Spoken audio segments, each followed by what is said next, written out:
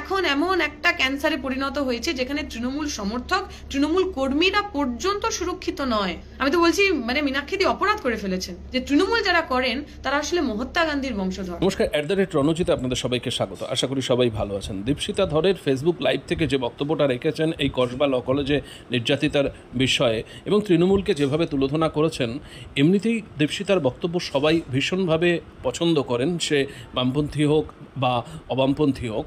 আবার আপনাদের একটু শোনাই তৃণমূলকে কিভাবে তুলোধনা করলেন এবং যেভাবে এই তৃণমূলের নেতাদের এই কুণাল ঘোষ বা দেবাংশু এরা কিভাবে জনসমক্ষে এসে কথা বলেন, সেটাই আশ্চর্যের। তিনি একটু বলছেন, শুনুন। ইন্ডিয়া টুডেতে কলকাতার ল কলেজ, দক্ষিণ কলকাতা ল কলেজ, এবং সেখানে যে ভয়ঙ্কর গণধর্ষণের ঘটনা ঘটেছে তার উপরে একটি প্যানেল ডিসকাশন ছিল, এবং সেই প্যানেল ডিসকাশনে যারা ডিসকাসেন্ট ছিলেন তৃণমূলের পক্ষ থেকে যিনি এসেছিলেন, আমি যদি খুব ভুল না করি তার নাম বোধহয় মনোজিৎ মণ্ডল, তিনি যাদবপুরের প্রফেসর, অধ্যাপক সম্ভবত। তিনি নিনিয়ে বিনিয়ে অনেকগুলো কথা বললেন। তার মধ্যে সবচেয়ে ইন্টারেস্টিং এবং সবচেয়ে লজ্জাজনক যে কথা তা হলো এই গুণধরটি, এই রাজদীপ, এই মনোজিৎ ছেলেটি, এই গুণধরটি যে তৃণমূলের নেতা বা এই ছেলেটি, এই ক্রিমিনালটি যে তৃণমূলের সদস্য, সেটাই নাকি তৃণমূলের কেউ জানতেন না, এবং এটা নাকি একটা বেনিফিট অফ ডাউট দেওয়া উচিত ওনাদের, কারণ ওনারা নাকি বুঝতেই পারেননি যে এই লোকটা 2007 থেকে, জবে থেকে বোধহয় ও কলেজে আবার রিএডমিশন নিয়েছে, আমি ভুল না করলে 2017, সেই 2017 থেকে ও যে ক্যাম্পাসে তৃণমূলের নেতা হয়ে বসে আছেন, এ কথা নাকি তৃণমূলের মহান মুখপাত্র তিনি জানতেনই না। এবার আপনারা দেখুন এই পুরো ঘটনাটার সূত্রপাত অফকোর্স রেপের ঘটনা, গণধর্ষণের ঘটনা, কিন্তু তার চেয়েও যেটা ভয়ঙ্কর ঘটনা, এই ক্রিমিনালিটি ধরা পড়ার পর সে তার পুলিশের সামনে সে যখন নিজের বয়ান দিচ্ছে, সেই বয়ানে সে বলছে এটা প্রথমবার নয়, এর আগেও সেরকম ঘটনা ঘটিয়েছে। এইবারের গন্ডগোলটা এইটা হয়ে গেছে যে এই মেয়েটি গিয়ে যে কমপ্লেন করে দেবে এইটি সে বুঝতে পারেনি, যে সে প্রিজিউম করতে পারেনি, এইটা সে ধারণা করতে পারেনি। অতএব তার মনে হয়েছিল এই ঘটনা ঘটার পরেও বিগত ঘটনাগুলোর মতোই তারও গায়ে এতটুকু আঁচড় লাগবে না।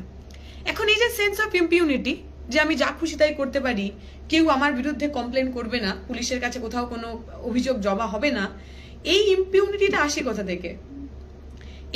এই ধরনের মানসিকতা, এই ধরনের বিশ্বাস, এই ধরনের ঔদ্ধত্য আসে কোথা থেকে? 2007-এ একটা ছেলে ভর্তি হয়েছে কলেজে, 2007 সালে সে সম্ভবত উচ্চ মাধ্যমিক পাশ করেছে। আমি 2010 সালে পরীক্ষায় পাশ করে আমি কলেজে ভর্তি হয়েছিলাম। 2013-এর মধ্যে আমার কলেজের পাঠ চুকে গেছে। 2007-এ উচ্চ মাধ্যমিক পাশ করা একটা ছেলে 2017 সালে আগের কোর্স থেকে ড্রপ আউট হওয়ার পর আবার অ্যাডমিশন নেয় কিভাবে?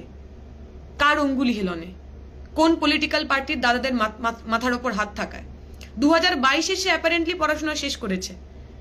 2022-এ পড়াশোনা শেষ করার পরে ওই কলেজের বিভিন্ন কাজে, ওই কলেজের বিভিন্ন অনুষ্ঠানে সে অ্যাজ আ অর্গানাইজার উপস্থিত থাকে কিভাবে?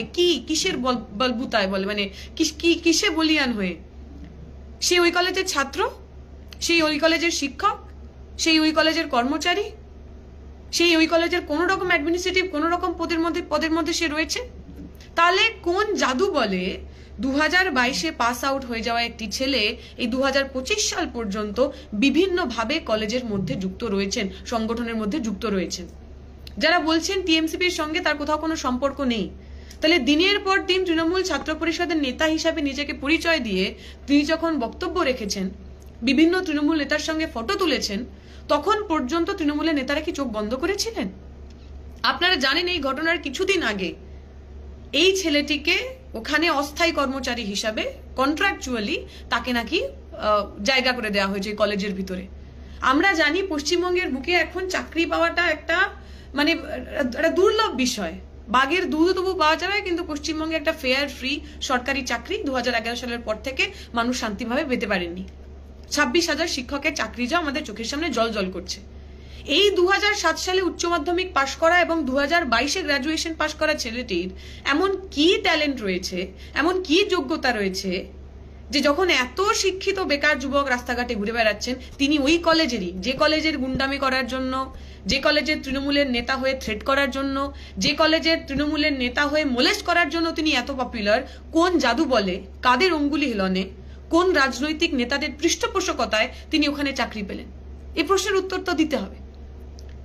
আমরা দেখলাম প্রথম দিন থেকে তৃণমূলের নেতারা যখনই আপনি এই বিষয় নিয়ে কিছু কথা বলছেন, তারা একটা হোয়াট অ্যাবাউটারি করার চেষ্টা করছেন। অমুক সালে তাই হয়েছিল, তমুক সালে তাই হয়েছিল। আরে অমুক সালে তমুক সালে তো আপনারা সরকারে ছিলেন না। 2011 সালের আগে যদি কোনো ঘটনা হয়ে থাকে, তার জন্য পশ্চিমবঙ্গের বামপন্থী সরকার, বামফ্রন্টের সরকার, তারা অ্যাকাউন্টেবল। প্রশ্ন করতে পারেন আপনি।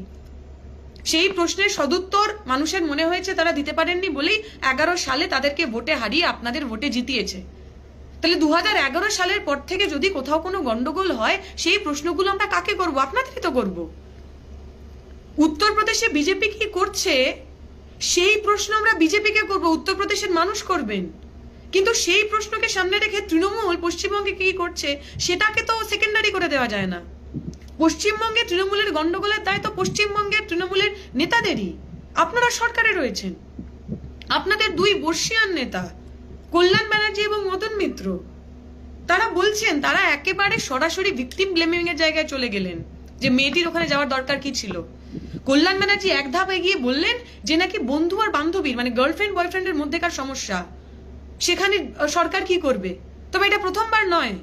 কাকলি ঘোষ দস্তিদার ওই সুজেট জর্ডনের সময় তো বলেছিলেন, সুজেট জর্ডন গ্যাংরেপের পর তিনি বলেছিলেন এটা কাস্টমার আর যিনি দেহ ব্যবসায়ী তার মধ্যেকার গন্ডগোল, তার মধ্যেকার বচসা, এখানে সরকারের কিছু করার নেই। তাহলে সেই এক ট্র্যাডিশন, ভিকটিম ব্লেমিংয়ের সেই ট্র্যাডিশন কন্টিনিউয়াস চলে যাচ্ছে।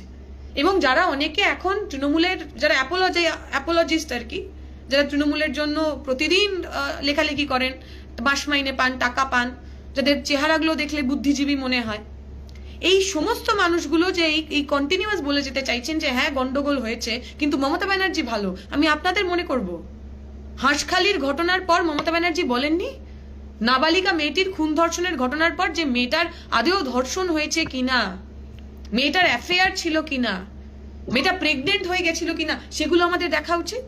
তাই আপনারা যারা বুদ্ধিমান হয়ে মমতা ব্যানার্জির হয়ে তৃণমূলের হয়ে ব্যাটিং করছেন, আমি আপনাদের প্রশ্ন করছি কাদের হয়ে ব্যাটিং করছেন? এখন তো বোঝা গেল যে মেয়েটি ধর্ষিত হলো সে মেয়েটি সিপিএম করে না, বিরোধী দলের লোক নয়। তামান্না মরে গেলে আপনাদের কিছু যায় আসে না, আমরা জানি। তামান্না একটা বাচ্চা মেয়ে, গরিব মেয়ে, মুসলমান মেয়ে, ওর বাবা পরিযায়ী শ্রমিক, ওর বাবা সিপিএম এর ভোট দেয়, সুতরাং ও মরে গেলে আপনাদের কিছু হয় না, আপনাদের কিছু মনে হয় না, আমরা জানি, আমরা বুঝি। কিন্তু এই যে মেয়েটি ধর্ষিত হলো সেটা তৃণমূলের লোক। তৃণমূল এখন এমন একটা ক্যান্সারে পরিণত হয়েছে যেখানে তৃণমূল সমর্থক, তৃণমূল কর্মীরা পর্যন্ত সুরক্ষিত নয়। কাদের হয়ে ব্যাটিং করছেন, কাদের মাথায় ছাতা ধরছেন, নানা ধরনের কথাবার্তা, এই সমস্ত বিভিন্ন বিবেক তারা সব জেগে উঠেছেন ভাষা নিয়ে, ভাষা বিজ্ঞান নিয়ে, ভাষার শালীনতা নিয়ে। আমি তো বলছি মানে মীনাক্ষীদি অপরাধ করে ফেলেছেন। মীনাক্ষীদির ওই যা শব্দ বন্ধনী ব্যবহার করেছেন ওটা ব্যবহার করা উচিত হয়নি, বরং বলা উচিত ছিল একটা 9 বছরের, একটা 11 বছরের মেয়ে খুন, ধর্ষণ, এই সমস্ত এতগুলো ঘটনার পর ওনার বলা উচিত ছিল যে তৃণমূল যারা করেন তারা আসলে মহাত্মা গান্ধীর বংশধর, তারা মহান সব পুরুষদের বংশধর, তারা একদম মহামানব, এইটা বলা উচিত ছিল। এইটা না বলে মীনাক্ষীদি খুবই ভয়ঙ্কর একটা অপরাধ করে ফেলেছে। পশ্চিমবঙ্গের বুকে, বাংলার বুকে সাধারণ মানুষ, সে তামান্না হতে পারে, সে অভয়া হতে পারে, সে তিলোত্তমা হতে পারে, সেই ল কলেজের ছোট্ট মেয়েটি হতে পারে, যতদিন পর্যন্ত তৃণমূলের লোকেরা, তৃণমূলের নেতারা, তৃণমূলের মন্ত্রীরা পশ্চিমবঙ্গের শাসন ব্যবস্থায় থাকবেন, ততদিন পর্যন্ত কোনো সাধারণ মানুষ তারা সেফ নন, তারা সুরক্ষিত নন। এই কথাটা বোঝার সময় হয়েছে।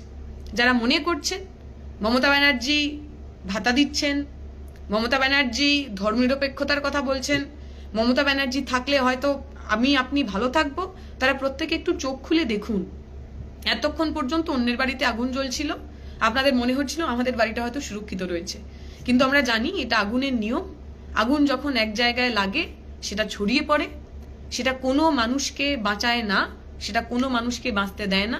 তাই এই সর্বগ্রাসী আগুন, এই তৃণমূল, এই দুষ্কৃতী, এই রেপিস্ট, এই মোলেস্টার, এই দুর্নীতিবাজ গুন্ডা ডাকাতদের দলকে পশ্চিমবঙ্গ থেকে সরান, সরকার থেকে সরান। জাত পাত ধর্ম নির্বিশেষে, রাজনৈতিক দল নির্বিশেষে তৃণমূলের বিরুদ্ধে রুখে দাঁড়ান, একতারটা হবে।